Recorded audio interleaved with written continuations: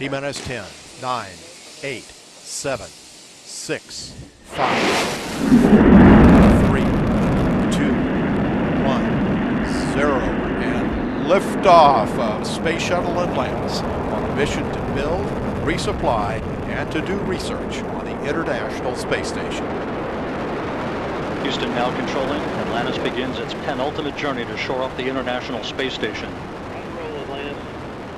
Atlantis now in the proper alignment for its 8.5-minute ride to orbit. 4.5 million pounds of hardware and humans taking aim on the International Outpost. 30 seconds into the flight. Atlantis almost 2 miles in altitude, almost 6 miles downrange from the Kennedy Space Center already, traveling 500 miles an hour. The 3 liquid fuel main engines now throttling back to 72% of rated performance, going into the bucket, reducing the stress on the shuttle as it breaks through the sound barrier. Hampir 50 tahun setelah misi Apollo terakhir berkelana ke permukaan bulan, NASA telah membuat program yang menjanjikan untuk mendaratkan manusia di wilayah bulan yang belum dijelajahi dan akhirnya di permukaan Mars, dan semuanya dimulai dengan Artemis 1. Bukan kebetulan bahwa program Artemis dinamai saudara kembar Apollo dari mitologi Yunani. Artemis akan melanjutkan program Apollo yang terkenal pada tahun 1972 dengan mengirimkan misi berawak ke bulan, tetapi dengan cara baru. Tujuan dari program Artemis termasuk mendaratkan awak astronot yang beragam di bulan dan menjelajahi bayangan kutub selatan bulan untuk pertama kalinya. Upaya ambisius ini juga bertujuan untuk membangun kehadiran yang berkelanjutan di bulan dan menciptakan sistem yang dapat digunakan kembali yang dapat memungkinkan penjelajahan manusia di Mars dan mungkin di luarnya. Tapi semua ini tidak mungkin dilakukan tanpa terlebih dahulu melakukan satu lompatan besar.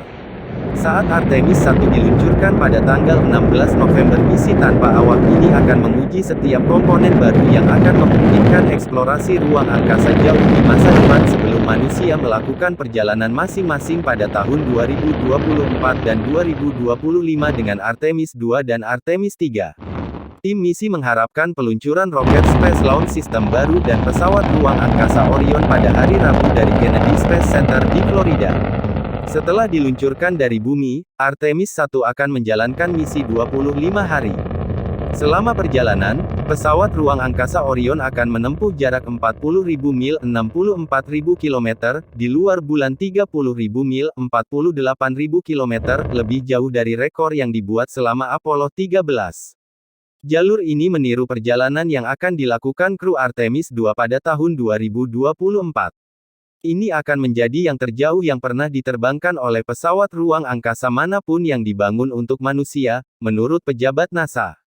Launpad 39B yang bersejarah tidak asing dengan roket monster, seperti yang ditunjukkan oleh administrator NASA Bill Nelson pada konferensi pers awal Agustus. Itu pernah menjadi rumah roket Saturn V, yang membawa misi Apollo ke bulan dan lepas landas dengan daya dorong 7,6 juta pon. Roket SLS akan menghantam landasan dengan daya dorong 8,8 juta pon. Saat kami memulai penerbangan uji Artemis pertama, kami mengingat cerita masa lalu agensi ini, tetapi mata kami tidak terfokus pada masa depan yang dekat tetapi di luar sana, kata Nelson. It's a future where NASA will land the first woman and the first person of color on the moon. And on these increasingly complex missions, astronauts will live and work in deep space and will develop the science and technology to send the first humans to Mars. Tes terakhir. Semua tujuan untuk penerbangan perdana Artemis akan menunjukkan kemampuan yang diperlukan ketika Orion membawa manusia ke luar angkasa. Daftar tersebut mencakup penerbangan yang aman secara keseluruhan, kinerja roket SLS, pengujian pelindung panas, dan pengambilan pesawat ruang angkasa setelah mendarat di Samudra Pasifik di lepas pantai San Diego. Orion tidak akan membawa awak pada misi awal ini, tetapi akan penuh dengan data dari penerbangan termasuk sensor yang terpasang pada beberapa penumpang yang sangat diperlukan.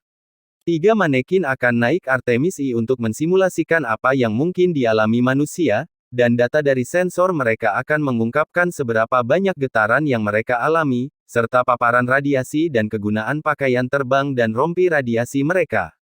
Karena Artemis 1 adalah uji terbang, tim Artemis bersedia mengambil lebih banyak risiko, kata Mike Sarafin, manajer misi Artemis 1 NASA.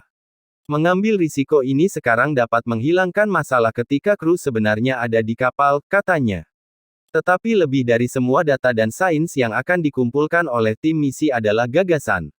Untuk melanjutkan eksplorasi ruang angkasa manusia dengan mengambil langkah maju yang besar dari Apollo ke Artemis, Artemis 1 menunjukkan bahwa kita dapat melakukan hal-hal besar yang menyatukan orang-orang, hal-hal yang bermanfaat bagi umat manusia, hal-hal seperti Apollo yang menginspirasi dunia, kata Nelson, dan bagi kita semua yang menatap bulan, memimpikannya hari umat manusia kembali ke permukaan bulan, teman-teman, kita di sini, kita akan kembali dan perjalanan itu, perjalanan kita, dimulai dengan Artemis 1.